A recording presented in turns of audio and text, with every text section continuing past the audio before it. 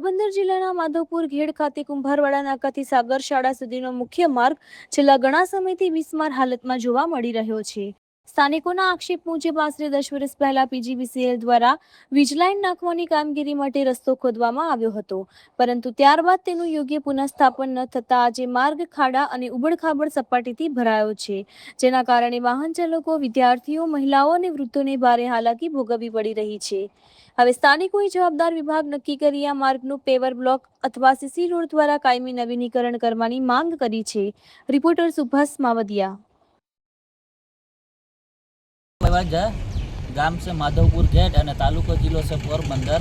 माधवपुर ने अंदर जी कुंभारवाड़ा थी तरफ थी सागरतारा तरफ जी रस्तो जाए से ते बहु गंभीर हालत में से दवाखाने जावा माटे लोकोने बहु तकलीफों पड़े से।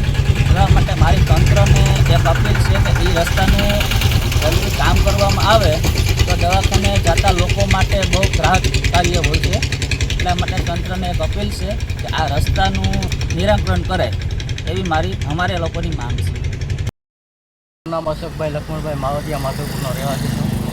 આપણે કુંભારવાડા નાકેથી લઈ અને સાગરશાળા તરફ જતો રસ્તો બિસ્માર હોવાથી અમારી એવી માંગ છે કે તે તંત્ર રિપેર કરી આપે, જેથી માણસોને હાલાકી અને વાહનોને હાલાકી ન પડે અને માણસોને અવર જવામાં ફાયદો થાય।